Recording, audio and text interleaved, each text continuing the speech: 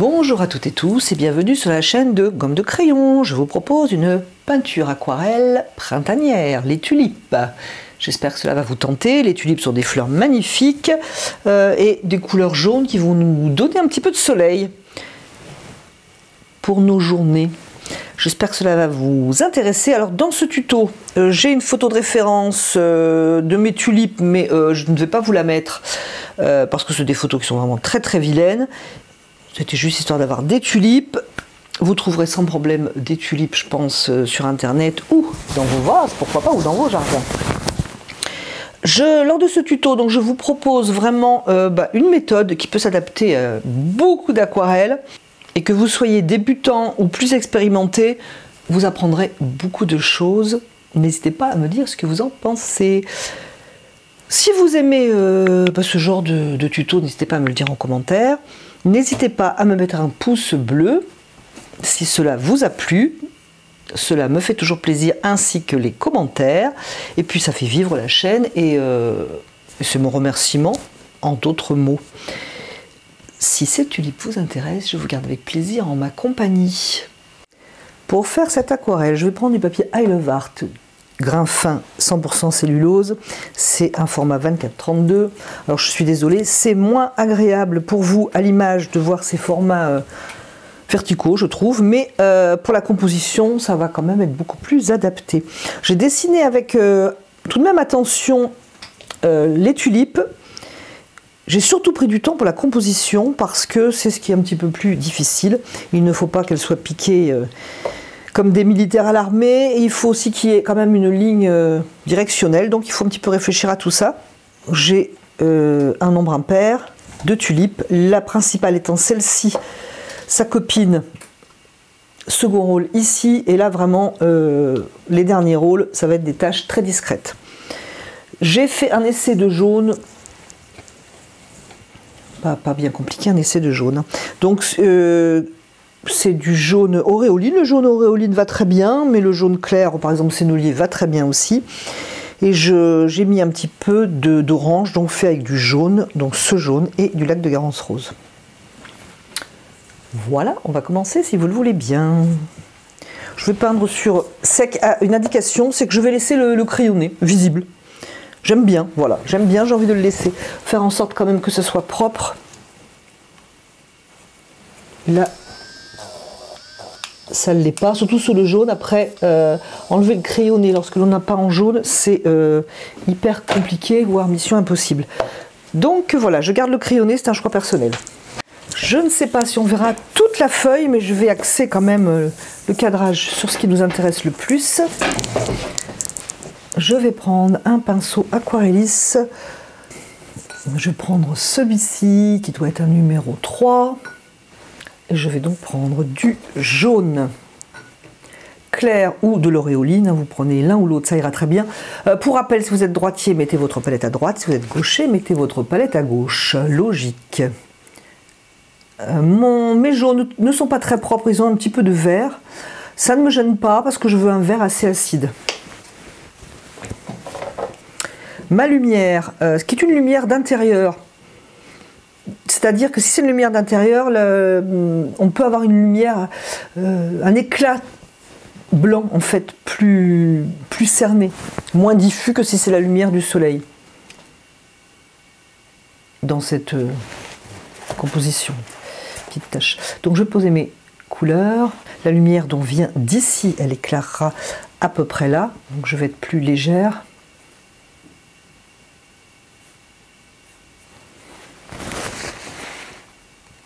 Donc là, je suis sur papier sec. Je laisse rentrer ma couleur dans le papier.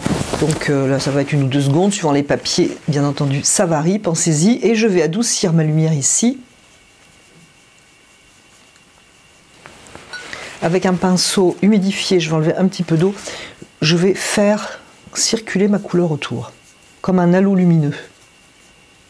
S'il n'y en a pas assez, je peux bien entendu en remettre.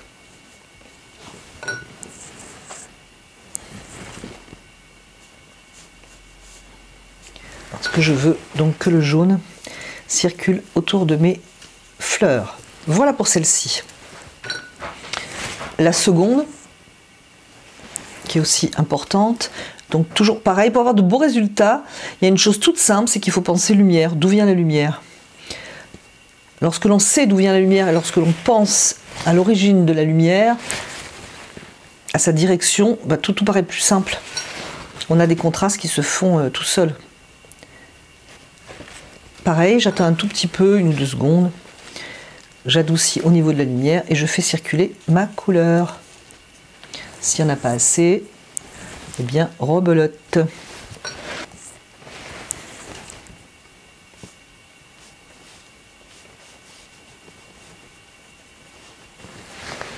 Comme le papier est à présent mouillé, évidemment, ça circule, pour ainsi dire, tout seul.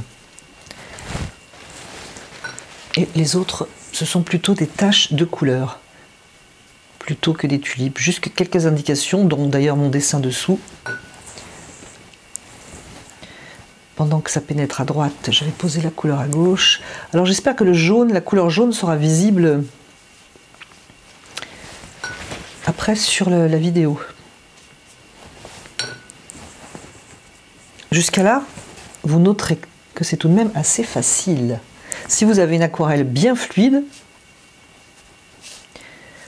c'est très facile. Alors j'ai une tulipe qui est cachée partiellement ici derrière une tige. Je ne m'occupe pas de la tige parce que ça sera vert, le jaune ne va pas gêner. Je vais faire circuler mes couleurs. Alors surtout ici, je voulais un halo ici.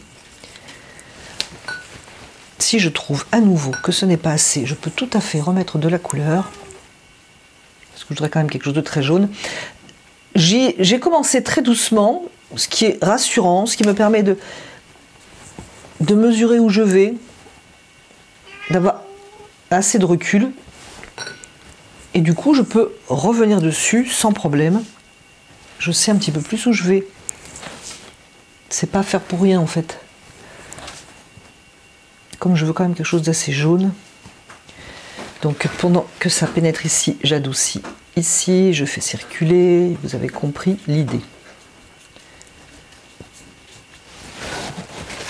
On peut aussi mettre un coup de pulvérisateur si on préfère éventuellement. Ici, le jaune sera plus haut que là. Comme ça me fait ma diagonale. Voilà, voilà. Et pareil, hein, je peux continuer jusqu'à temps d'avoir la dose de jaune suffisante. Alors, j'ai bien sûr plusieurs possibilités pour continuer, et c'est ces choix qui vont faire la personnalité de mon aquarelle, soit laisser sécher, soit partir dans les verts. Je décide de partir dans les verts et je choisis un vert assez jaune. Le chat, tu nous ennuies. Je vais prendre vert émeraude. J'espère que je suis dessous l'écran. Et je vais prendre jaune. Je pourrais tout à fait prendre terre de sienne naturelle. Mais pour l'instant, je vais commencer avec le jaune. Pour avoir quelque chose de bien lumineux. Ça me paraît un peu vert. Je vais juste rajouter une pointe plutôt de bleu. Je vais tenter avec le bleu. Plutôt qu'avec un rouge pour casser. Je vais y aller vraiment doucement là. Et je vais prendre du jaune. Ici, hop. Pour aller dans mon vert. Je peux aussi prendre de mon vert pour aller dans mon jaune. Pareil, je fais circuler, on verra après de quelle manière je vais préciser tout ça. Voilà, et je vais continuer.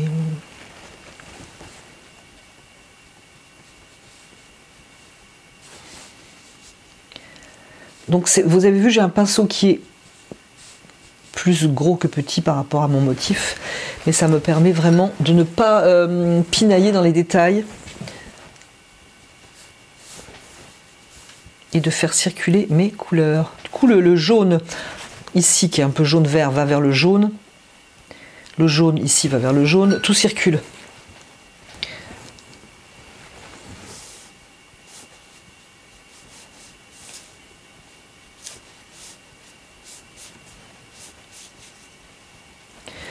Je dois avoir une autre feuille quelque part, je ne sais plus où. Ben, je vais l'inventer ici, ce n'est pas grave. Et lorsque je trouve que c'est un peu vert, je vais y mettre du jaune et puis voilà. J'aime beaucoup ce qui s'est passé ici. Est-ce que je suis satisfaite de l'autre côté? Je vais vérifier. Peut-être un peu de jaune pour ma tige. Mais pas trop jaune pour pas avoir pile poil du même côté. Comme un miroir, la même chose. Et là, c'est quand même plus fondu.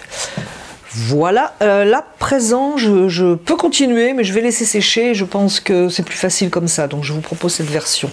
Laissons sécher tranquillement. Donc, c'est sec. J'ai séché, pendant que je séchais, j'ai séché avec le heat gun, pendant que je séchais, je me suis rendu compte que j'avais du verre en bas et que ça ne circulait pas en haut, donc j'ai rajouté du verre ici, là, de manière un petit peu presque aléatoire, une indication, on va dire, de feuille par une petite pointe, mais vraiment très aléatoire, juste pour l'équilibre. De manière à ne pas avoir du vert en bas, du jaune en haut, point final. J'espère que je me fais bien comprendre. Là, du coup, j'ai du vert et du jaune en bas, du vert et du jaune en haut. Voilà. Donc, si je suis satisfaite de la composition actuelle, de comment se passent les choses, eh bien, je peux préciser à présent. Si je ne suis pas satisfaite que c'est pas assez coloré, par exemple, ou que l'équilibre ne me satisfait pas, je refais l'étape d'avant. On va dire que je suis satisfaite. Je vais donc préciser les choses. Alors, si possible, avoir une photo peut-être devant les yeux.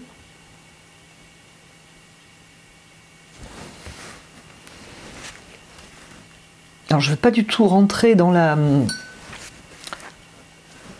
peinture botanique, hein, pas du tout mon souhait.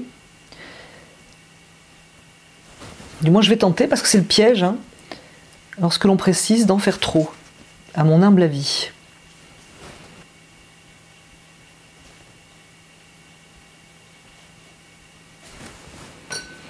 Dans cette couleur jaune, je préfère le mélange mon jaune là, donc, avec une pointe de lac de Garance pour avoir un orangé assez discret. Donc, en suivant ma photo de référence, je vais poser un petit peu de cet orange qui serait plutôt, qui se situe plutôt à l'ombre tout de même.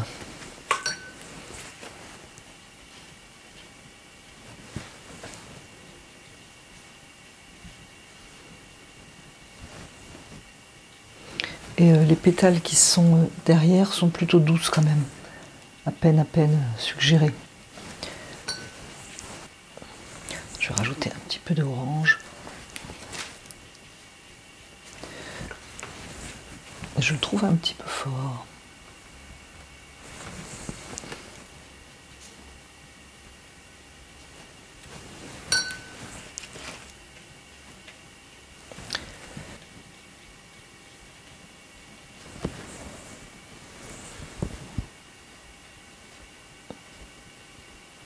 En fait, je voulais commencer. J'ai commencé par celle-ci parce que c'est ma tulipe principale.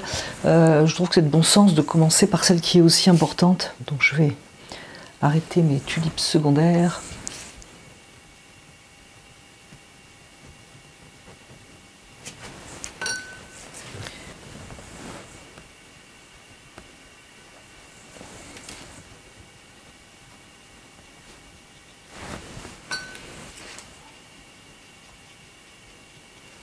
Je laisse mon verre tout de même.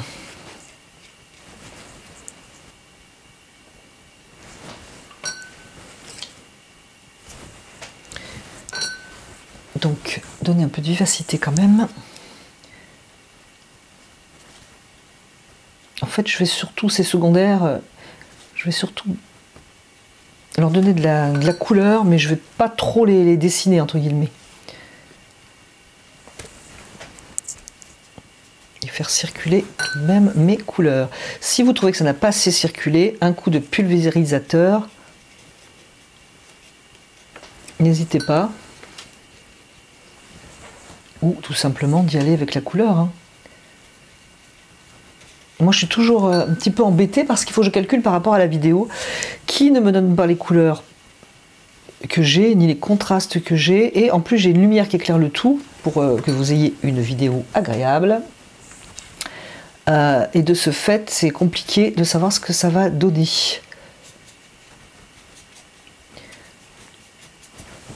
Et je vais partir sur mes feuilles. Donc assez vert, c'est pour ça que je ne mets pas quelque chose de rouge, pour avoir un vert assez lumineux quand même. C'est ce que j'ai envie, hein. C'est pas du tout une règle, mais c'est ce que j'ai envie pour cette composition.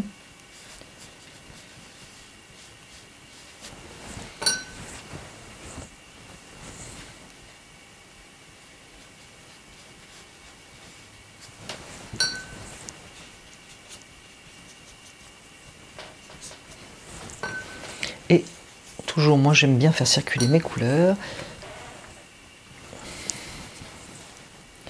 Et là encore, c'est pas une règle, quoique souvent pour moi c'en est une.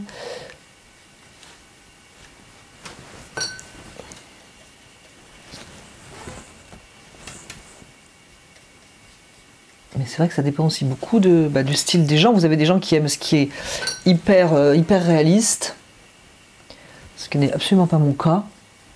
Alors quand c'est hyper réaliste, alors oui c'est super bien fait, hein, vraiment super doué le ou la peintre, mais franchement ça ne m'émeut pas du tout. Je sais pas vous, ce que vous pensez de ça. Vous savez, sur YouTube on voit beaucoup des portraits qui sont faits très réalistes au crayon de couleur par exemple, et faits par morceaux, on commence par un œil, on descend et on fait tout morceau par morceau. C'est super bien fait, mais moi personnellement ça me laisse alors littéralement de glace. Je trouve que c'est une démonstration de talent, certainement, mais l'émotion, moi elle n'est pas au rendez-vous du tout. Hein. Je vais revenir avec mes jaunes dans mes verts, qui sont un petit peu crus comme celui-là.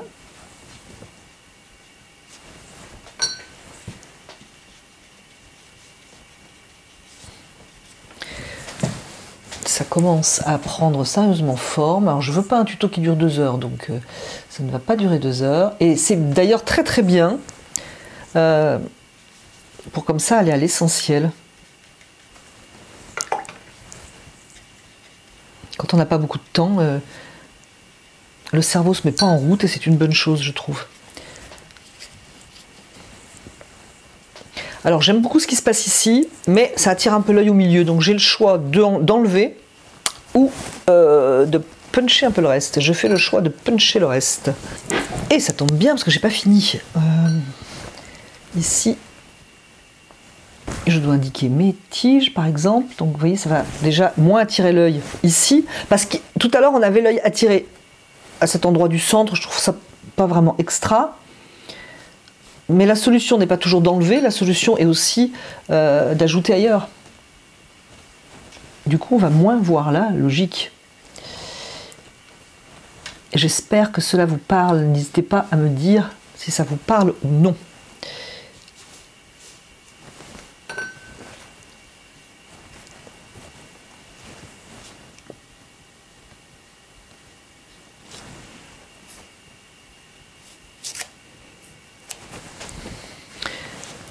Alors j'ai regardé, j'étais tulipe jaune, hein, justement ça tombait bien, d'où ma photo.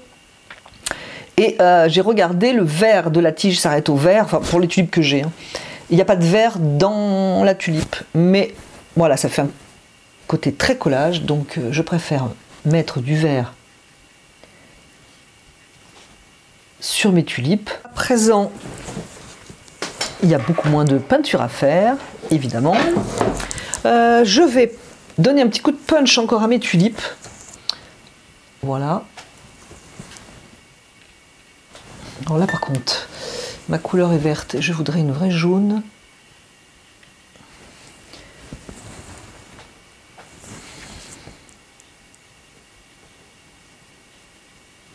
Toujours pareil, enfin, à mon humble avis, hein, évitons les détails. Voilà, ça devient un petit peu plus punchy. C'est difficile d'arriver au punchy du premier coup, voire, à mon humble avis, encore une fois, non recommandé, parce que sinon on n'a qu'une tache de couleur avec rien dessous. Je vais tout de même faire circuler, mais on a aussi, comme je le disais, la possibilité de pchiter pour faire circuler tout ça.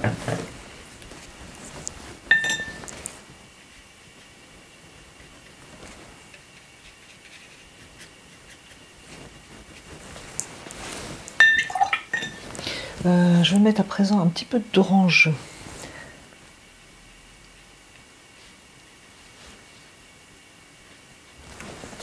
Transparent. Celui-ci c'est de Winsor & Newton.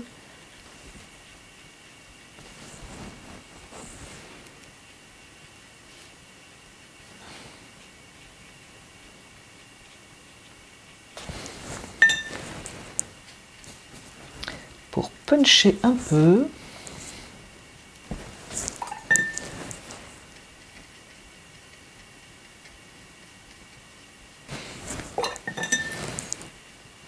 Ça me semble me convenir et il me manque une chose parce que dans les nuances je suis très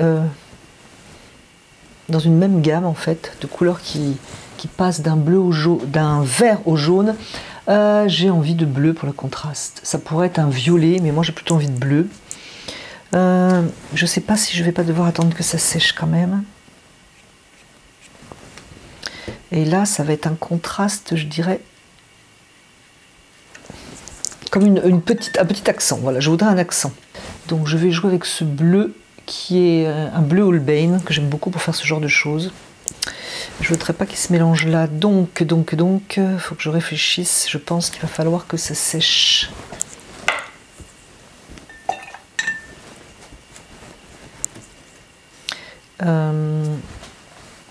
Et c'est plus joli en fait dans la couleur, je trouve.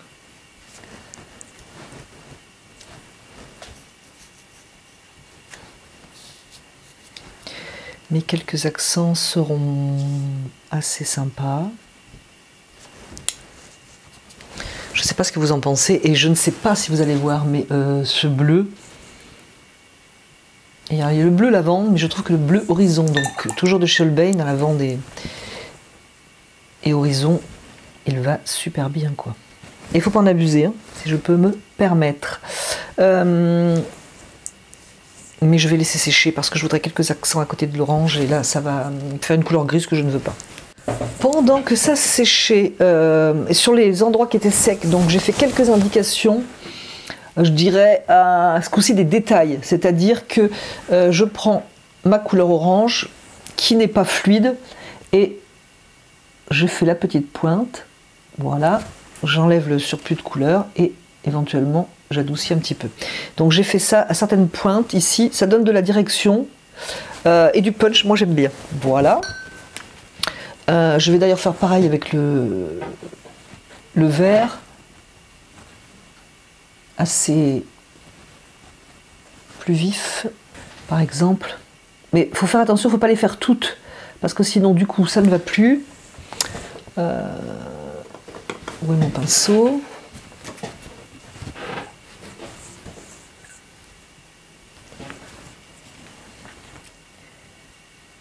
Mais on peut en faire, voilà, en faire certaines.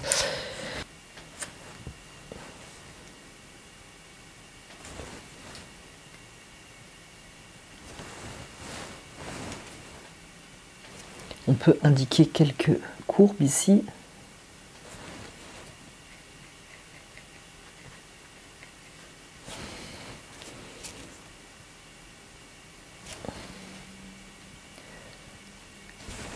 Les détails, c'est vraiment très peu en fait.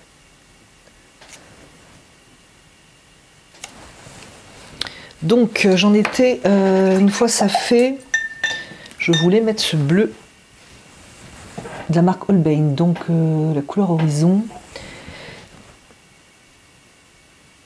Donc j'ai du vert dessous. Je mets mon bleu.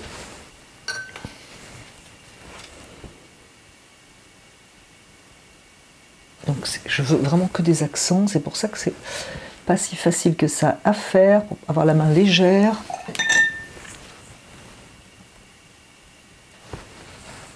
Et où? Le truc c'est où?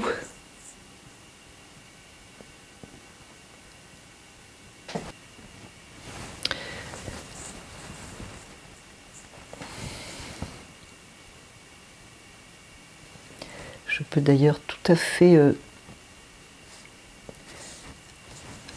en ajouter dans les tiges pour un petit peu plus de direction, pourquoi pas.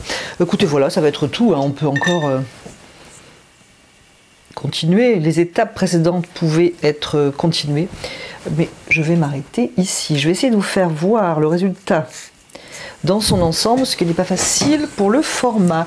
Donc, qu'est-ce que ça donne? On va enlever tout ça. Je vais essayer de tout vous montrer et ça va pas être évident. Donc voilà ce que ça donne, mais je pense que je prendrai une photo pour essayer de cadrer ça mieux, de manière à vous montrer le résultat final. C'est tordu, c'est normal, il y a un pinceau dessous.